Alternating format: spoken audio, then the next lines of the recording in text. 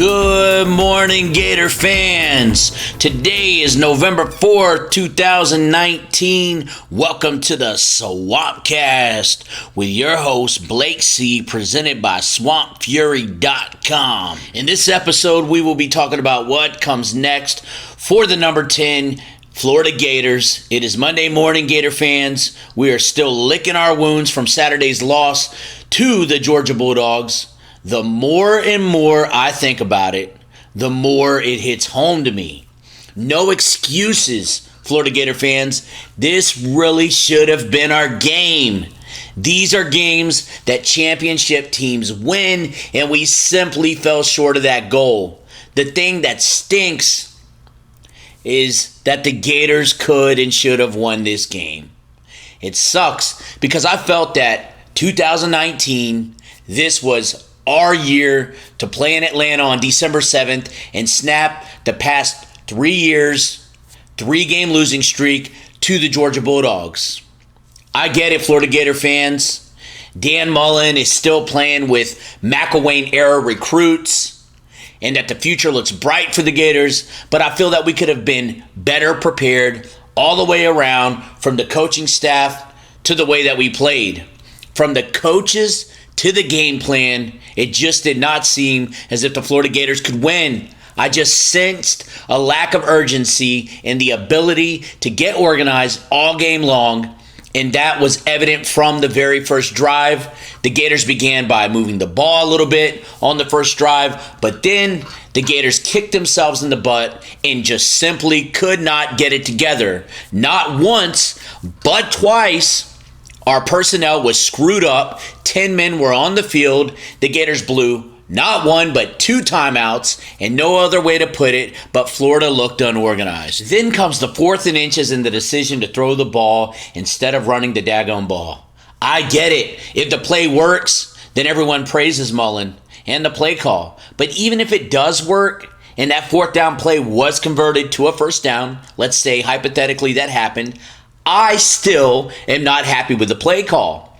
This clearly lets us know up front from the beginning of the game on the very first drive that Dan Mullen had very little confidence in the Hevesy O-line, and I do not know about you, but from the very beginning of the game, it gave me an unsettling feeling in my stomach. And for the last 3 years, the team with the most rushing yards, which has been the Georgia Bulldogs, have won the game.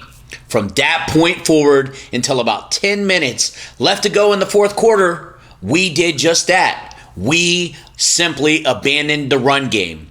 From this point forward in the first quarter, it just felt as if the Gators could not dig themselves out of the hole and get going. Let's be clear. Let's be frank. Dan Mullen is the right coach to lead the Florida Gators. The Gators are ahead of expectations in year 2 under Dan Mullen, even with the loss on Saturday to the Georgia Bulldogs. The Florida Gators are playing better offensively than they have in a very, very long time. But Gator fans, there are obvious issues on this coaching staff.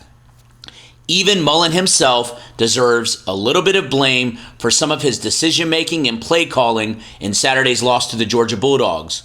Normally, Dan Mullen calls big-time plays in big-time games and has a sense of urgency, but all game long, I just did not get that feeling, and I felt that the Gator offense lacked in creativity compared to the normal Gator offense. I was excited that Kadarius Toney was coming back from his shoulder injury, and I thought that Dan Mullen and the offense would have utilized him more than what he was utilized. Kadarius Toney touched the ball once for 0 yards and got absolutely nowhere. Explosive playmakers like Kadarius Toney have to be a huge part of your game plan. Redshirt freshman quarterback Emory Jones, who was used effectively in the offense through the first handful of games, saw just one play for the second straight game.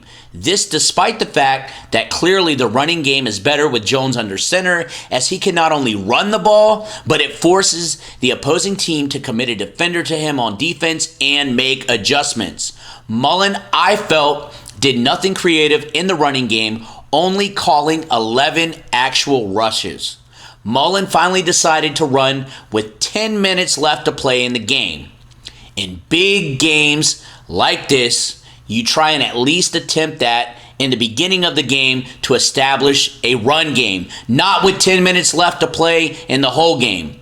Mullen was seen in the fourth quarter screaming at Billy Gonzalez on the sideline after the offense struggled to line up for not the third, but the fourth time in the game.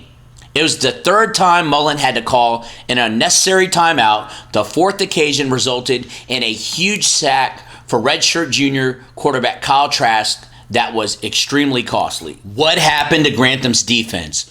What has happened to third and Grantham? All right, this defense on Saturday was exposed all game long, specifically on third down. For every game the Florida defense has taken a step forward this year, like the game against Auburn, I feel that our defense has taken 2 steps back. The excitement for me was in the air. The 2 senior defensive ends, John Grenard and Jabari Zuniga, were coming off injuries but returning. But throughout this game on Saturday, they were almost non-existent. Not only was there no pressure on Jake Fromm, but I did not see Grantham make any adjustments, which you have to do in big games like this.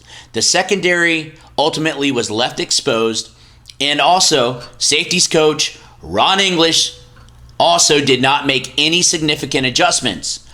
Mullen and staff need to make changes on both sides of the ball.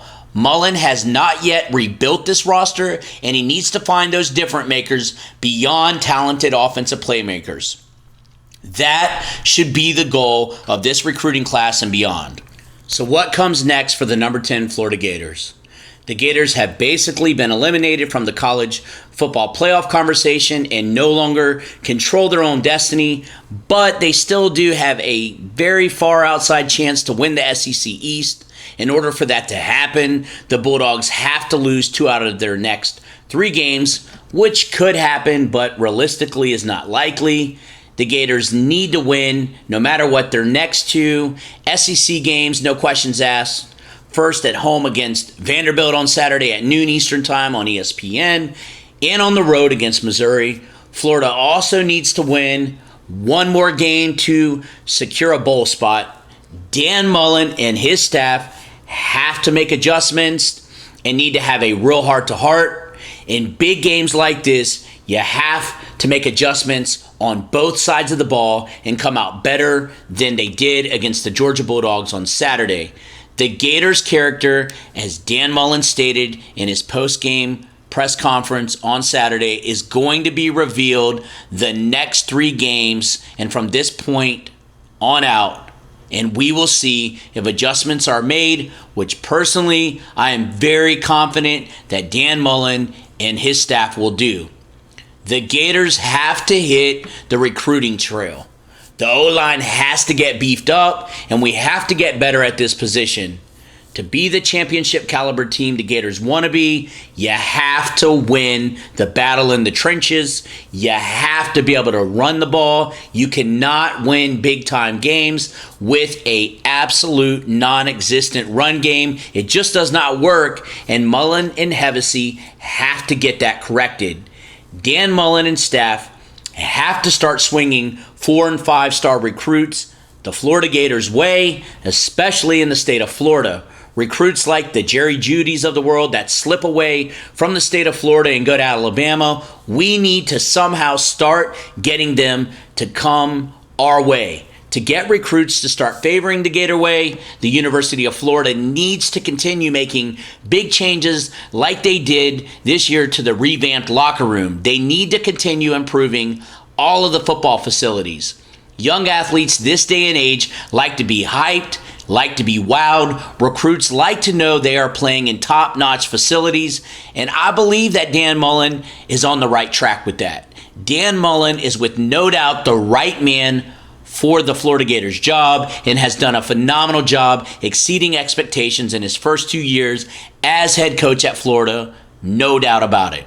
I expect that Mullen and his staff will come back ready to fight even stronger, even harder, and use this loss to Georgia as motivation to ball out on the recruiting trail and have the determination of Rocky Balboa to crush it the remainder of the 2019 season.